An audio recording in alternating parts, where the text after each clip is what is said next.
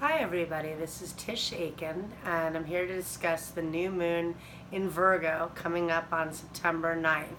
And there's reason to have some hope with this new moon. We've had a really intense summer and we had 3 eclipses and 7 planets in retrograde, and we're starting to slowly but surely climb out of some of this. So we had Mercury, which is a planet of communication and ideas, stationed direct on August 19th at 11 degrees of Leo, and it's about to change signs and enter its home sign of Virgo on September 5th, where it'll transit through September 22nd. And Mercury in Virgo is very analytical. It's great for communication and writing and getting organized, so this is excellent. Secondly, Mars, which is a bigger deal. Mars was retrograde from June 26th until August 27th. Mars is how we get our drive and ambition. It's what gets the action going. Mars stationed direct on August 27th at 28 degrees of Capricorn, and that helps a lot to get us going, to get things, moving forward. But it's still out of bounds until September 24th, and it's going to form another square to Uranus on September 18th. So it's, when it's out of bounds, it doesn't play by the rules, and there's still very heightened Mars energy. So still acknowledging that, to keep patient, that people still can be impulsive and easily angered, and that is a theme that could still prevail through the month of September. We're not done yet. We also have Mars meeting up with the South Node on September 26th, the third and final pairing, and that's not an easy aspect either. So, we're moving ahead, and we also have Saturn stationing direct on September 7th, and Saturn has been retrograde since April 19th. It's stationed retrograde at 9 degrees of Capricorn. Saturn is also in its in its home sign, which is a cardinal earth sign, which is action oriented, and this helps us to catalyze our goals and anchor our goals, and so that's a big deal.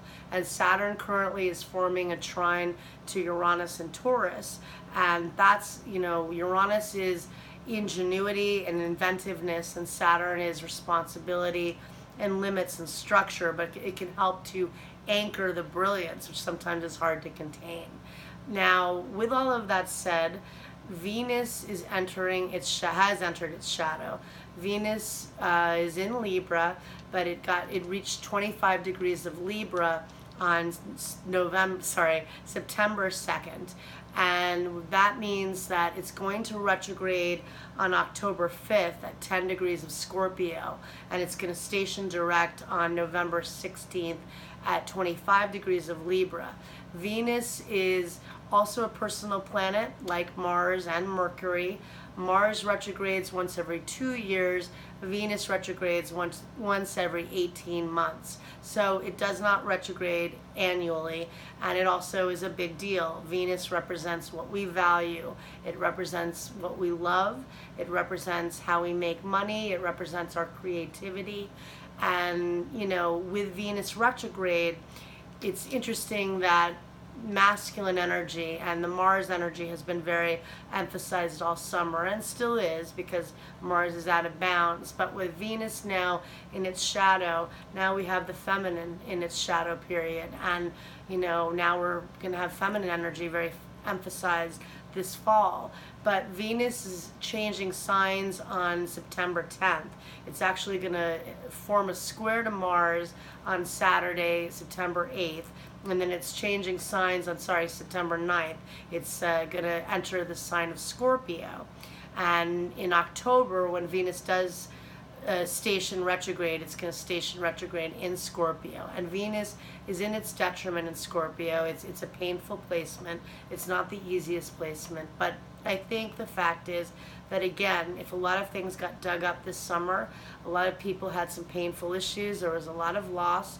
I know some people had some good new beginnings, and it was an excellent time for planning and returning to things and preparing, for this fall and for moving ahead. But it was a pretty hectic summer, you know, and with 7 planets retrograde, a lot going on realistically, you know. And so with that said, also I think that Venus going retrograde helps us to reconcile some of the stuff that came up, and it's also deferring back to when Saturn was in Scorpio from October 2012 to September of 2015. And what I think is interesting about this new moon in Virgo, which occurs on September 9th, this new moon is going to be at 17 degrees of Virgo. Well, I thought about a few years ago, there was a solar eclipse on September 13th that was in Virgo at 20 degrees of Virgo, so close in degree. And at that time, we were wrapping up Saturn and Scorpio, because Saturn left Scorpio this time for good on September 18th of 2015. So in contrast, we have this new moon in Virgo, which is forming a sextile to Jupiter in Scorpio, and Jupiter is the luckiest planet, whereas before Saturn was finishing up its transit in Scorpio. Saturn is about facing limitations, it is karmic lessons, it's a very heavy energy. Now we have Jupiter still bringing Scorpio issues up.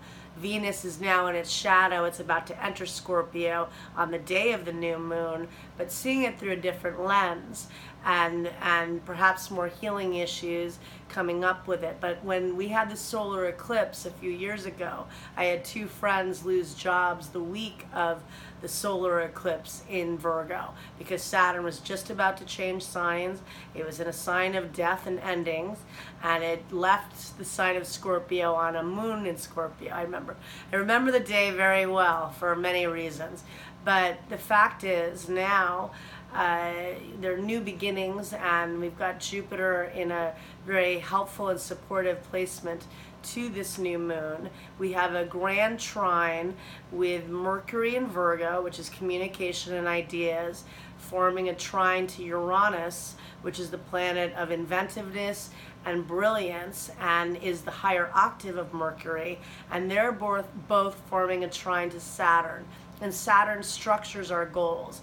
And Saturn is, you know, definitely, I know, can test us, but when we work with it, it really can structure and anchor what we want to accomplish, which is a wonderful thing.